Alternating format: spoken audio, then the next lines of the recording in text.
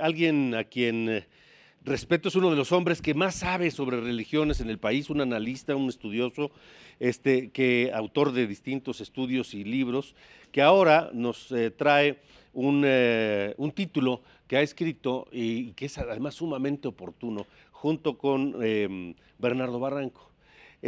Me refiero a dos de los expertos más informados, serios, analíticos, profundos y conocedores, por supuesto, de las religiones en México. Bernardo Barranco, que por desgracia no nos pudo acompañar el día de hoy, y Roberto Blancarte, que son autores de este libro, AMLO y la religión, el Estado laico bajo amenaza. Bienvenido. Gracias, gracias. ¿Cómo estás, Alejandro? Bien, muchas gracias. Y muy interesante este título, este libro que acaba de publicarse, en el que, y además me parece sumamente oportuno, en el que se hace una descripción, una radiografía del presidente Andrés Manuel López Obrador y su forma de concebir la salvación de México, pero que pasa necesariamente, pues no sé si por la religión o por ideas que tienen que ver con mensajes religiosos, utiliza palabras, frases, actitudes de corte religioso. Sí, sí, ya mira, ya el solo hecho de que él hable de la salvación del país Ujú, o de la purificación del país, ujú. obviamente tiene una serie de connotaciones religiosas, lo cual quiere decir, y eso es una de las cosas que nosotros insistimos, que el proyecto de AMLO es un proyecto político-religioso. Y eso obviamente rompe con toda la idea y el principio de separación que durante 160 años hemos tenido en México. Un principio que, digamos, nosotros hablamos del Estado laico que está bajo amenaza, pero en realidad detrás de ese Estado laico están nuestras libertades. Toda esta construcción de un Estado que se separa de las religiones y que separa a las religiones del Estado, se hizo precisamente para garantizar libertades. Para empezar, la libertad de religión, Ujú, que no existía, ujú, porque aquí todo el mundo tenía que ser católico, ujú. Sí, después de la hasta, conquista, ¿no? sí, y hasta incluso después de la independencia, Ajá. hasta 1857, y después con las leyes de reforma que ya definitivamente establecieron la separación entre el Estado y las iglesias. Hasta ese momento, todos teníamos que ser católicos, Hasta la constitución de 57, 1857 que rompe con... que digamos que ya no menciona el tema, Ujú, y al no mencionarlo, bueno, pues se generaba una libertad, porque la otra constitución importante, digamos la de 1824, que es nuestra primera ujú, constitución, ujú, es una constitución intolerante, ujú. formalmente intolerante, porque se decía que el Estado protegería a la Iglesia Católica y que no se permitiría ninguna otra, lo cual no se toleraría, o sea, lo cual quiere decir que nosotros nacimos incluso como Ujú, nación independiente como un país intolerante. ujú, Eh, y es precisamente hasta 1857 y luego ya claramente con las leyes de reforma ujú. 1859-60 que se establece la separación entre asuntos del Estado, asuntos de las iglesias, y por lo tanto la libertad de que cada quien creyera lo que quisiera creer. Ujú. La libertad de religión no existe, curiosamente, hasta que existe el Estado laico. Bueno, todo eso es lo que ahora de alguna manera se le está dando marcha atrás. Ujú. Y eso implica que una serie de libertades que precisamente están garantizadas por esa separación, pues ahora están en cuestión, ¿no? Esa laicidad es uno de los pilares, de los cimientos Así es, de del la estado, República, actual Estado mexicano, ¿no? así es. Nosotros tenemos el artículo 40 de la Constitución que establece formalmente ya desde 2012 que la República Mexicana es laica, ¿no? Laica, democrática, representativa, federal, Ujú. ¿no? Se le agregó eso. Ahora, ¿por qué podemos hablar de una regresión en este Yo, sentido de la laicidad del Estado? así es, ¿Por sí, qué? total.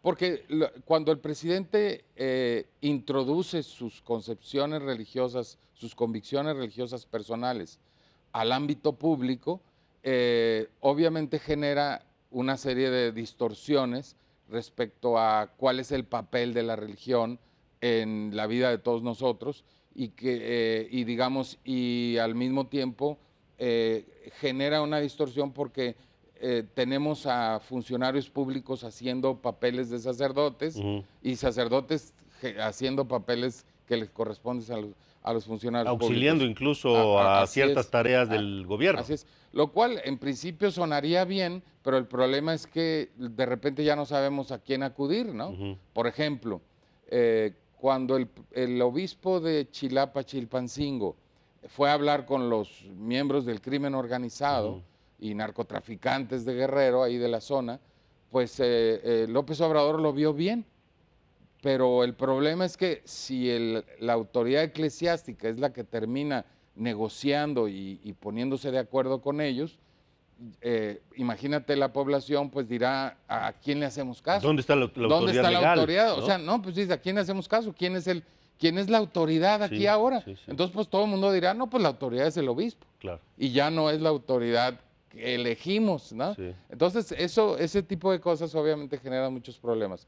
Otros problemas que se generan es cuando una convicción personal del presidente puede empezar a influir políticas públicas. Por ejemplo, el presidente ha dicho que el divorcio es malo porque el divorcio, dice, es cosa del neoliberalismo.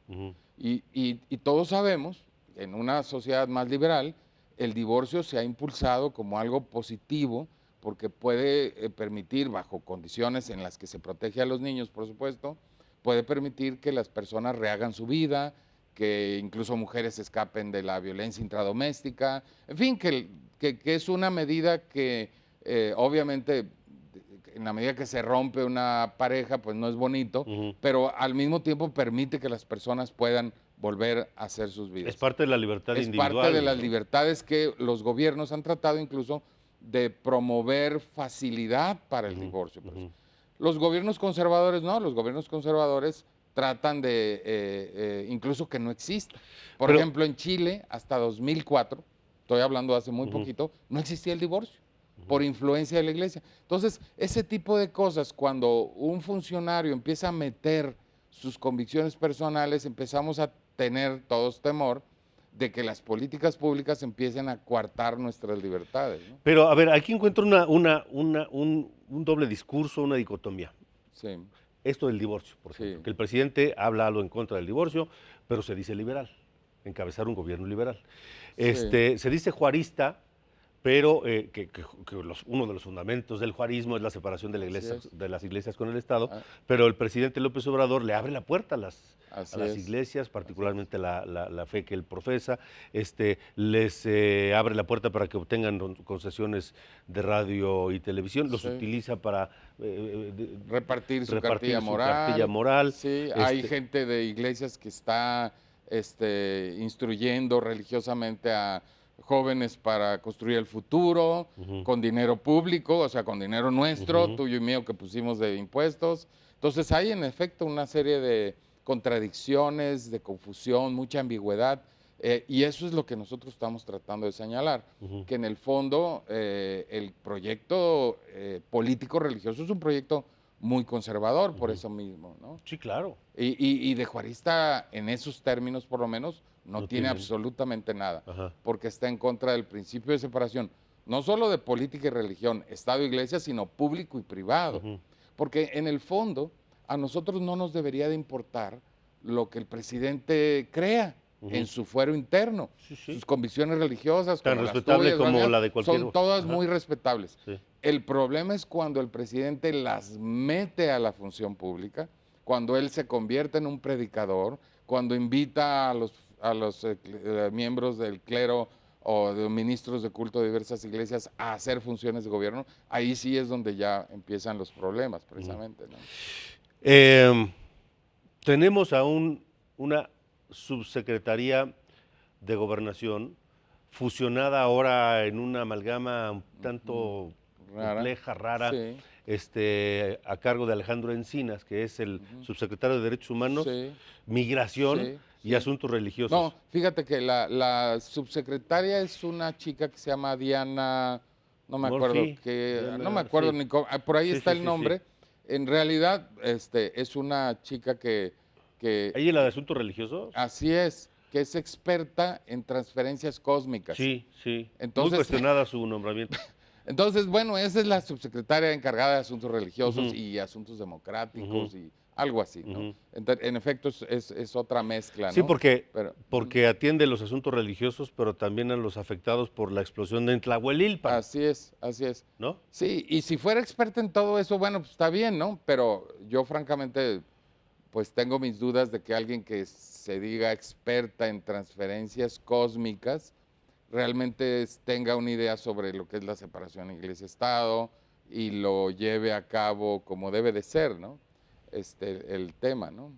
Lo que te quiero preguntar es si ya alguien de esa subsecretaría de Asuntos Religiosos habló con ustedes después de la publicación de este libro. No, no, no. Yo alguna vez he platicado con gente que trabaja en la Sí. subsecretaría, pero obviamente ellos no tienen absolutamente nada que decir, como muchas cosas en este gobierno. Porque, mira, tú y yo sabemos que este gobierno, López Obrador en particular, digamos, premia más la fidelidad que la eficiencia. Ujú, ujú. Y obviamente ellos, imagínate, con un presidente así, pues no tienen nada que decir, nadie se va a atrever a Diana contradecirlo. Álvarez Mauri es la Exacto. que Y además la propusieron la terna era, para. imagínate, era para la Suprema Corte. Sí, Bueno, así estamos, ¿no? sí. Pero, como te digo, aquí el problema es de eficiencia versus fidelidad. Ujú, Y este presidente premia la fidelidad, no la ujú, eficiencia, ujú, ¿no? Entonces, nadie en el gobierno, de ninguna, ni esa subsecretaría, ni otras subsecretarías, nadie en el gobierno va a quererle decir al presidente, señor, está usted equivocado, esto está mal, esto está ujú. en contra de nuestros principios, de nuestra constitución, porque en ese momento lo corren, punto. No, no se premia el que alguien le diga las cosas de frente al presidente, ¿no? Pues de verdad, además es un libro fácil de leer. Este, AMLO y la religión, el Estado laico bajo amenaza. Así Es es. un libro recién editado de Bernardo Barranco y Roberto Blancarte. Échenle un vistazo, editado por Grijalvo. Vale mucho la pena porque nos da luces además de los riesgos que corremos. Sí, nuestras libertades son las que realmente están en riesgo. Ujú, El Estado laico, digamos, es el que está bajo amenaza, pero ese es el que nos protege ujú. estas libertades, ¿no? Como dije, para empezar por la de religión, pero también todas las otras libertades que Sí. surgen de nuestra libertad de conciencia, de poder escoger qué tipo de vida queremos tener, Ujú, qué preferencias queremos tener, cómo queremos ser nosotros incluso, ujú. ¿no? Y ese es el problema, ¿no? De acuerdo. Bueno, pues muy interesante, de verdad. Yo ya lo leí y está verdaderamente bueno. Muchas gracias, No, te Roberto. agradezco la invitación. Gracias por haber estado aquí.